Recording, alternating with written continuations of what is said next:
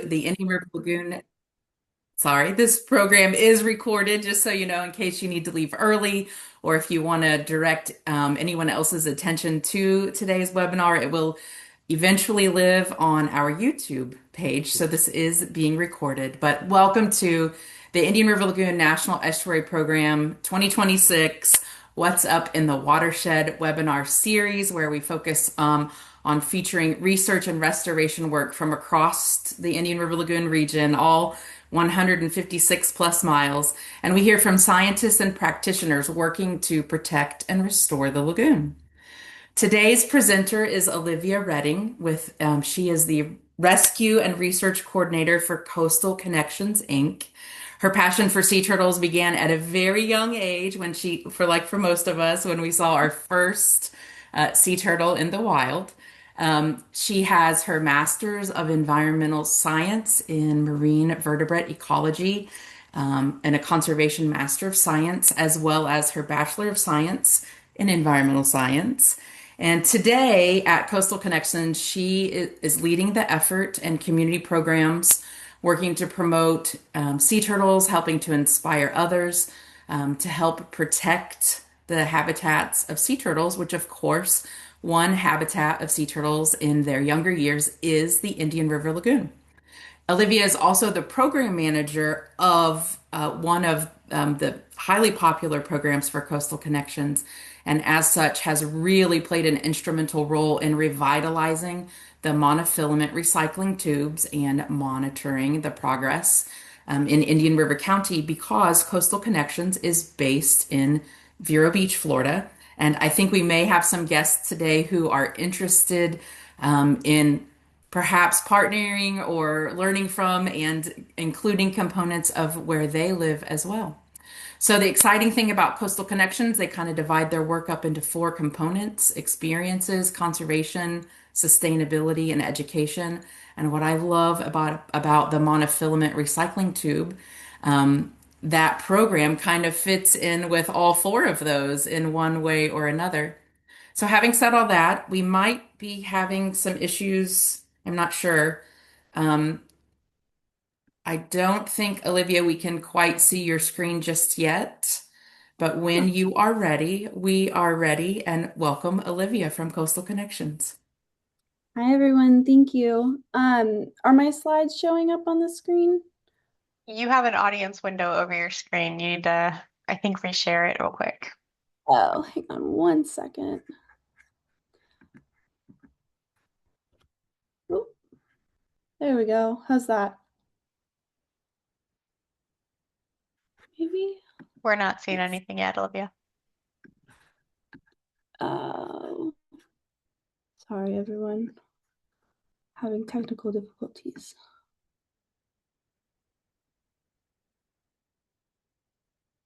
There we go. How's that? Looks perfect. Take it Awesome. away. Thank you, everyone. So all that being said, let's tackle fishing line debris. As Heather mentioned, my name is Olivia Redding. I'm with the Rescue and Research Coordinator at Coastal Connections. We are a local sea turtle conservation nonprofit in Vero Beach, Florida. And our mission is to advance sea turtle survival by educating and connecting people to the environment. Our vision is a community where sea turtles and humans thrive, one connection at a time. And we do this through a variety of programs. And the one we'll be focusing on today is our fishing line recycling program.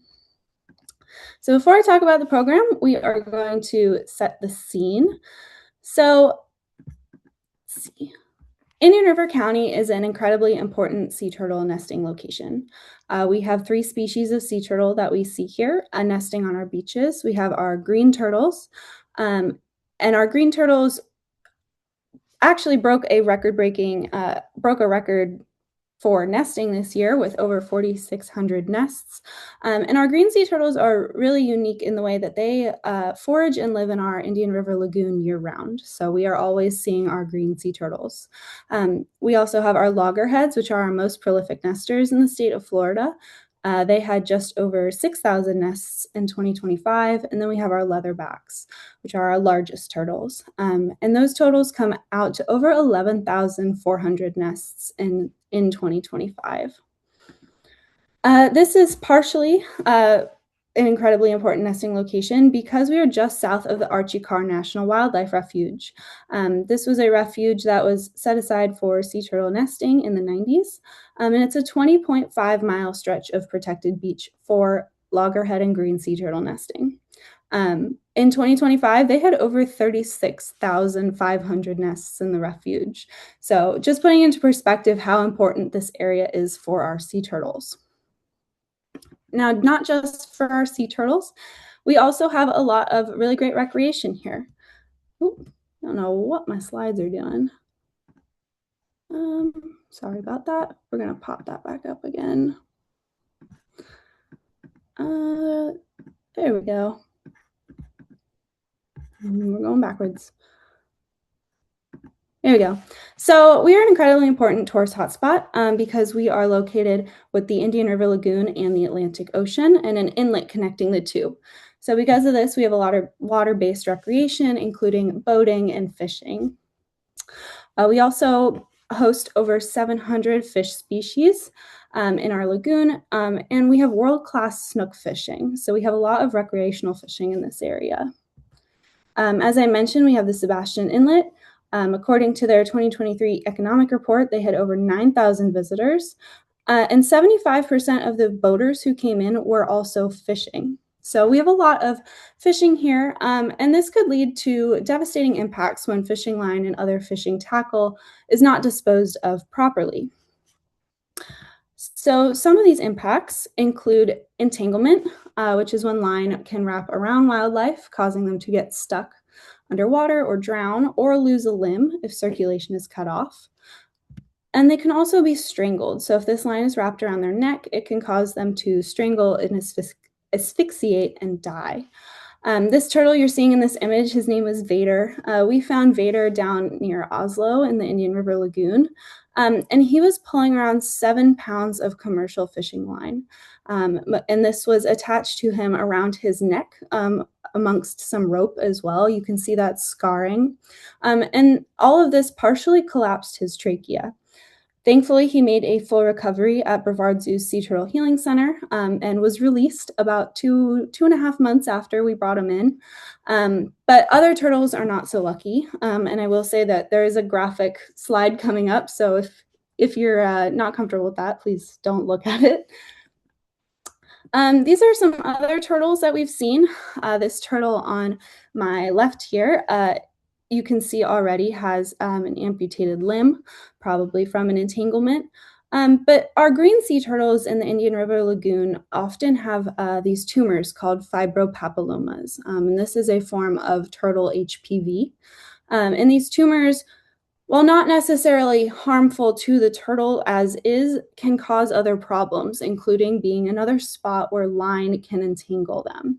So both of these turtles have fishing line entangled around these fibropapillomas. The turtle on the left, unfortunately, did not make it because of his injuries, but the turtle on the right did.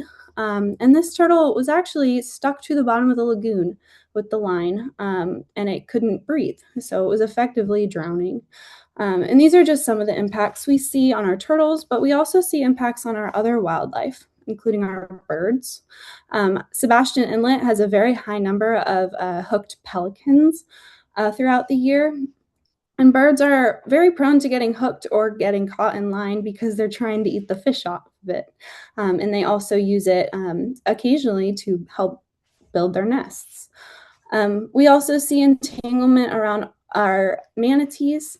This manatee was entangled around its flipper, as you can see from that scarring. FWC rescued this poor manatee and thankfully got the line off of it. We also see our dolphins. This was a juvenile dolphin that Harbor Branch found. They did try to, or they successfully performed a remote disentanglement, but this dolphin later did wash up dead from its injuries. And you can see where the scarring is. It actually wrapped around its little snout, and it couldn't eat properly because of this. So for some statistics, oh, my slides are being weird. Hang on one sec.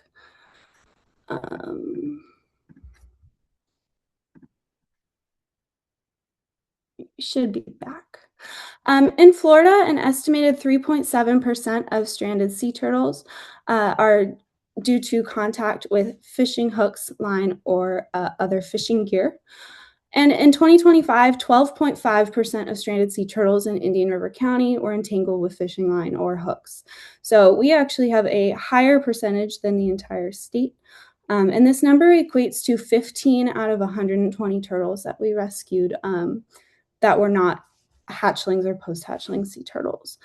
So while these numbers and these percentages may seem fairly small, in the scheme of things, we have over 100,000 nests every year in the state of Florida. So small percentages like this one can still equate to a very large amount of turtles that are being impacted. So we do have some differences in the fishing line that we see. So on the left here, you can see this is monofilament fishing line and then our braided fishing line. And I'm going to go through some of these differences, but they are often used in combination with each other due to their different properties. So monofilament is often used as a leader attached to a hook, while the braided line goes through the rod. So monofilament is a single nylon filament. It's recyclable because it is a single filament. It's fairly stretchy. It stretches up to 30%. It's less sensitive, less durable, but it's more affordable. It's also prone to tangling, and it's more abrasion resistant compared to our braided line. Braided line is multiple synthetic threads. It can't be recycled, and I'll talk a little bit more about recycling in a bit. But it has little to no stretch. It's more sensitive and more durable, but it's also more expensive. It tangles less, and it's less abrasion resistant as well. So while fishing line is a threat to our sea turtles and other wildlife, there is a solution. So the Monofilament Recovery and Recycling Program is a statewide initiative run by the state of Florida, and this is for monofilament recycling. As I talked about, monofilament is a single nylon fiber, so it can be recycled, and it actually gets melted down and can be reused, reused to be made into different products. And this is a statewide initiative. Some counties have programs such as ours, and other counties not quite so much, but it is across the entire state of Florida. And there is a map of all of these locations of these fishing line recycling tubes on their website.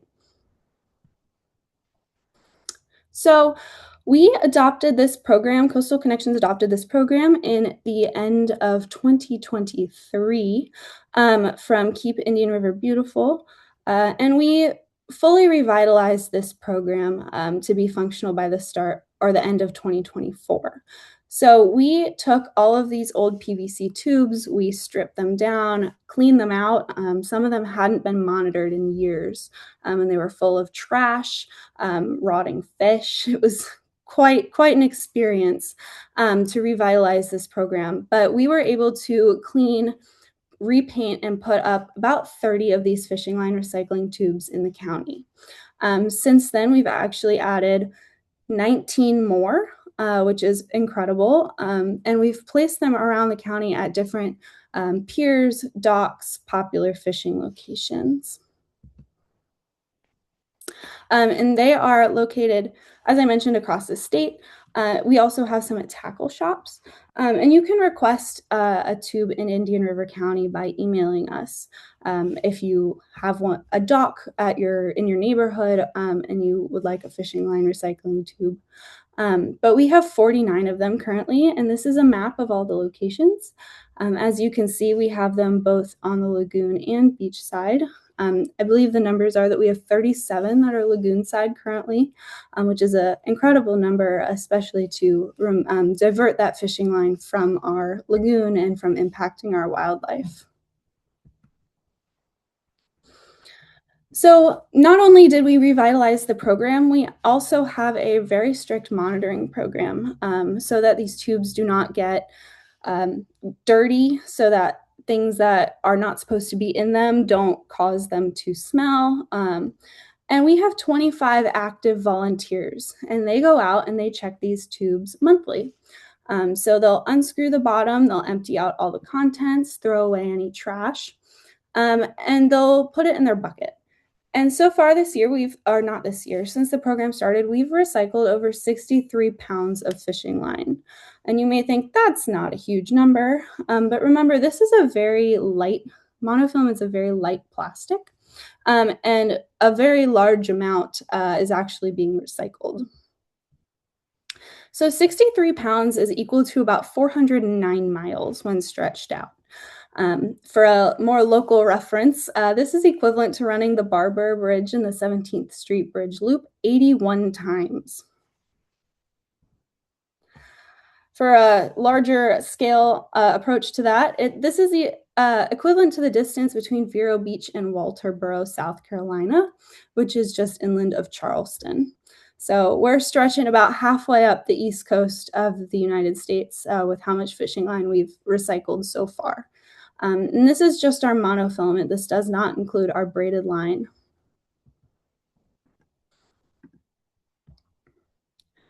So a little bit of a rhetorical question. I'd like you to think to yourselves, which of the following was not found in one of our fishing line recycling tubes?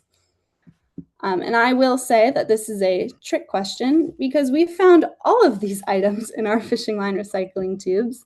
And although clearly stated that they are for fishing line recycling, we do often find contaminants.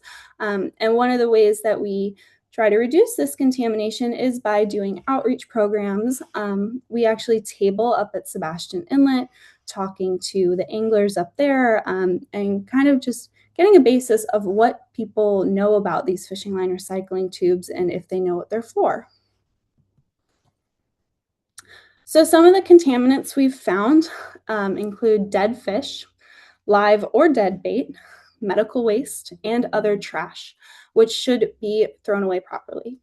Some other examples is we found Christmas lights and candy bar wrappers. And all of our tubes are, well, most of our tubes are conveniently located near trash cans and recycling bins if possible. However, this does not deter people. We do get a fair number of recyclables, including cans, plastic water bottles, and cigarette boxes, which can be recycled, just not with our monofilament. And while there is a large recycling symbol on the tube, we hope that people will also read that it's for monofilament. But we're also just glad people are not putting this trash and these other contaminants on the ground and in the environment. We've also had a lot of fishing tackle. So hooks, lures, weights, and braided line are not traditionally recycled, and they're not recycled with our monofilament. And currently, we've been, well, other like if you're an individual, these usually you would throw them away if you don't use them anymore. But there are local shops that offer special containers for disposal. And part of this revitalization is figuring out what to do with this braided line and tackle. So at our community sorting days, we figure that out. So we have quarterly fishing line sorting days, and these are so we can separate out our monofilament, our braided line, and our fishing tackle, so that we can prep the monofilament specifically for recycling. And once we have it in their separate categories, we can do with it what we need to do. We've so far repurposed over 20 pounds of fishing tackle, and we actually donate it back to our local tackle shops. Lead weights can be melted down and remade. A lot of the tackle that we recycle, we give back to the shop so they can use it for kids programs or donate it to underprivileged communities as well. And as I mentioned, this is what we do with our hooks and weights and lures. In our braided line, we've actually started a new initiative for. So once we separate it out, remove all of the trash, we clean it and we're spooling it. So our volunteers are spooling up this braided line and we're hopefully going to be using it for future projects. We also are taking suggestions if anyone has any interesting things you can do with braided line. But it's fairly similar to the kind of thread and floss used to make friendship bracelets if you ever went to summer camp. So we are going to start doing kind of a friendship bracelet making scheme with them with some local community members, kids. And it's kind of how 4Ocean takes the plastic that they find in the environment, they melt it down and they make beads out of recycled plastic for their bracelets. So we're going to be repurposing this braided line. So where does the monofilament go? We've separated it out, and we actually send it up to Spirit Lake, Iowa, to Berkeley Conservation Institute. And Berkeley Conservation Institute melts down this monofilament into plastic pellets. Since 1990, they've recycled over 9 million miles of fishing line, which is a far cry from our 409 miles. And this melted down monofilament can be distributed to third parties, and they can make new plastic products out of it. So instead of using newly produced plastic pellets, we're reusing what's been recycled. So this program has sponsors and funding. Our funding and sponsors, so we are almost fully funded by the One Lagoon grant. We also were kicked off by Surfing's Evolution and Preservation Foundation. A couple of our tubes are contracted with the county's Natural Resources Department, and this is fully under the Monofilament Recovery and Recycling Program through the state of Florida. However, we are looking for some other funding opportunities. So we have an Adopt a Tube program. So we're looking for local businesses, organizations. You can adopt one of our fishing line recycling tubes. And again, we have 49 of them. And with this, you'll get shout outs on our social media accounts, an adoption packet, and you'll get your logo on the tube. So it'll say, this tube was adopted by, and it funds maintenance and monitoring moving forward for these tubes.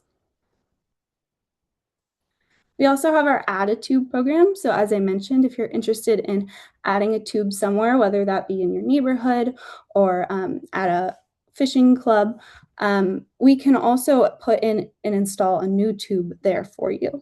And this would fund the materials and installation. And you'll also get information packet on the program, as well as flyers to display nearby so people know what the program is about. We also have our quarterly sorting days. As I mentioned, this is where we separate out the monofilament, the braided line, and the tackle, so it can all be recycled properly. And with this, you get shout outs on our social media accounts, time at the event to introduce your business and organization, and it funds keeping our volunteers fueled and extra supplies. And these we invite the community to come to. Our next one is actually going to be at Walking Tree Brewery in June. And it'll be a very fun and very big event as we are recycling the fishing line for the Reel It In for the Reefs cleanup, which is down in South Florida where it's a dive cleanup. So they're picking up monofilament that's been underwater for quite some time. Last year we got it all and it was covered in coral. There were shells growing around the line. It was actually a very cool and interesting experience that we can do that for them. So in conclusion, we must properly dispose of our marine debris to reduce the threat to our lagoon and local wildlife. So if you do fish, please recycle your monofilament in one or many of our 49 recycling tubes. Or if you find any on the ground, you can pop it in any of those tubes as well. That being said, we do have some really fun upcoming events. We have our Tipsy Turtle 2 Mile coming up on April 4th. It's a 2-mile fun run and festival. So we'll also have kids programs, education, face painting. And we have our other sustainability programs. So our other volunteer opportunities include volunteering with our beach basket program, where you'll see these beach baskets at multiple beach parks throughout the county, and you can check them you'll basically monitor them like just like our tube program, but these are set out for people to conduct their own individual beach cleanup whenever they want. We also do our wrap recycling program where we partner with local businesses and organizations to collect wrap film, which cannot be traditionally recycled in your household blue recycle bin. And we also have our education programs, so teaching summer camps, school and homeschool programs with the youth in our community. And we do have a volunteer onboarding coming up next Tuesday if anyone's interested. And you'll be able to volunteer with any of these programs, which is a very interesting and fun experience. And I'll leave that QR code up before I switch it to our contact slide. But I do want to mention we have a new office. We're downtown Vero now, which is a very fun location, and we're very excited to be there. And with that, thank you so much for listening. And I think we have some time for questions as well. We have plenty of time for questions. Thank you so much, Olivia. And Yeah. welcome to downtown Vero Beach, your new location, not too far away from where I am. So I'm hoping to stop by. I love the exterior. It's quite nice. And I heard recently that you'll be landscaping with some lagoon-friendly landscaping. Yes, we are partnering with Dig Gardens to have all native plants for our dune landscaping and lagoon landscaping, which will be very exciting. That is very exciting. So I'll just remind folks, if you have any questions, please feel free to drop those in the Q&A. And I've got a few questions. Regarding Vader, you mentioned that Vader had been entangled in 7 pounds of commercial fishing line. What are some of the differences between commercial and recreational fishing line? How did you determine that? And do you have any idea of why a lagoon turtle would be entangled in the commercial fishing gear? Yes, so fishing line or monofilament specifically comes in different weights. So you can get fishing line that has a very small diameter as well as a very large diameter. And commercial fishing companies generally use a very thick fishing line, which is what and it may not have been from a commercial vessel, but because of the thickness, that's what we're assuming it came from. Mm-hmm. And how he picked it up, as I mentioned before, our green turtles do like to forage in the lagoon due to the abundance of resources and habitat. So he may have picked it up out in the ocean, came through one of the inlets and ended up in the lagoon, or that fishing line with the currents may have ended up in the lagoon from the ocean as well, and he picked it up in there. Got it. You also mentioned that Indian River County in particular has a much higher stranding rate due to monofilament than the statewide average. Do you know how that compares to other lagoon counties by any chance? I do not. I unfortunately our stranding database is down, so I haven't been able to look at this rate or the percentages of fishing line strandings in other counties, although that is something I would like to look at.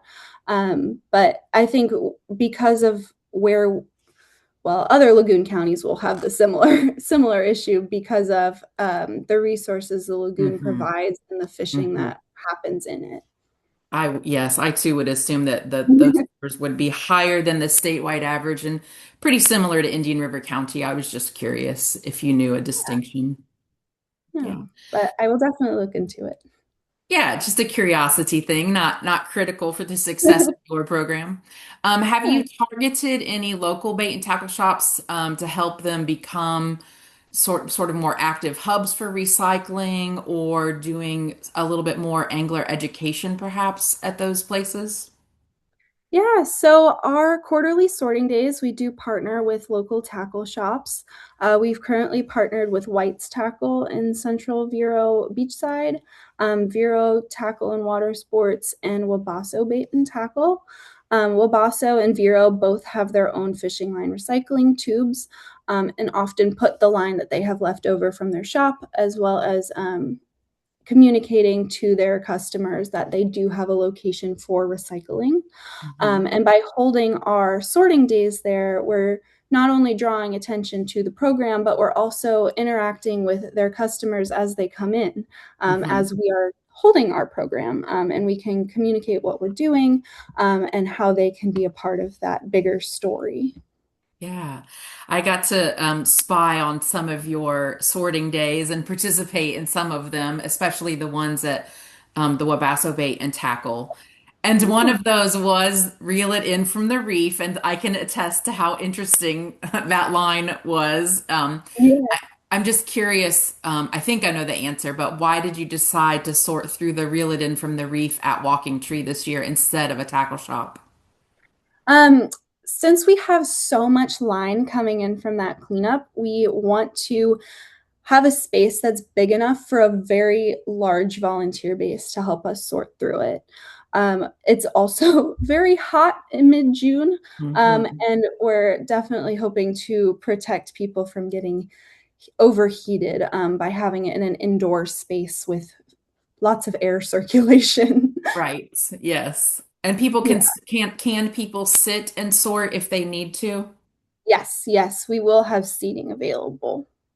That might be nice. That might be a little bit more attractive to other folks as well. Yeah.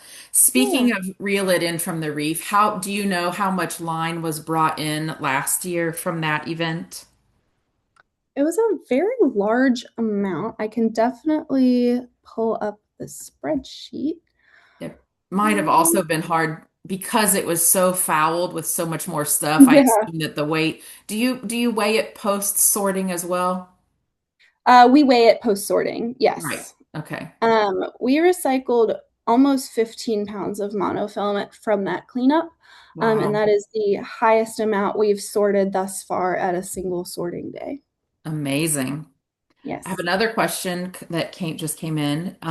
Does Coastal Connections have any plans to expand outside of Indian River County to other areas of the lagoon? We do not with our fishing line recycling program. Those are more managed on a county by county basis. Hmm. I know that Tampa Bay has a very extensive monofilament monitoring program, and I believe that Keep Brevard Beautiful also takes care of their monofilament recycling tubes. But it's really on a county by county basis for this type of program.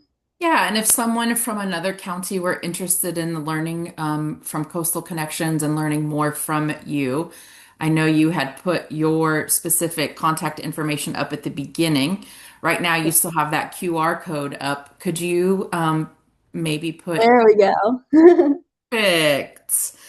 And so, if folks are interested in perhaps modeling another county's program after what you have done, is the best way just to email that generic info at address? Either that email or my personal, which is Olivia at coastal-connections.org. And I'm happy to speak on our program, and help whoever wants to end up in this kind of program to get there the best way they can. Fantastic. Knowing that just, Indian River County alone, there are 37-ish lagoon side monofilament recycling tubes just in one county, and Indian River County is, small, at least compared to Brevard County anyway. There's plenty of room for other organizations to get involved in this effort for sure. Yes, definitely. Olivia, before we head out, what is the number one thing that both an angler and a non-angler, they might be one and the same or totally different, but what can folks do beyond sponsoring a tube themselves? Like, what can folks do just in general to be supportive of the monofilament recycling program? Yeah. As anglers, obviously recycling your fishing line. And again, you can put in your braided line and your tackle. Definitely try not to cross-contaminate our tubes with anything that shouldn't be in there. But for non-anglers, if you find fishing line on the ground, recycling that. But also coming out to our sorting days. We have 4 of them a year, so we'll have them in March, June, September, and December. And we love having people come out and sort with us. And if you're interested in becoming a more frequent program volunteer with Coastal Connections, signing up for our onboarding will get you involved with not only this program, but all of our programs that help protect our turtles. Fantastic. And I know that Walking Tree Brewery here locally in Vero Beach has been really supportive of all kind of environmental efforts specifically for the Indian River Lagoon. So what an amazing natural fit to be there anyway. Yes, yes, we love Walking Tree. They've hosted some really amazing events that contribute to the health of our lagoon. All right. Well, Olivia, thank you so much for joining us today for What's Up in the Watershed. And I just want to remind folks, I'll pop it into the chat, but I just want to remind folks that you can see the schedule for our entire year through December right now. Online, you can see the webinars that have already taken place. And if you're interested, you can find all of those videos on our YouTube channel. And you can see the upcoming presentations as well. In April, we have Dr. Chuck Jacoby speaking on the Florida Flood Hub. And in May, we have Josh Mills talking about native shorelines in the Indian River Lagoon. And just, all very interesting lagoon related topics, lagoon restoration and lagoon science going on. And we just can't wait to share all of those stories with you. So if you sign up for one of our webinars, you'll get an automatic reminder about all of them. Thank you so much for joining us today. Thank you so much, Olivia. And we can't wait to see everyone out on the lagoon. Thank you so much for having me. See you soon, Olivia. Bye.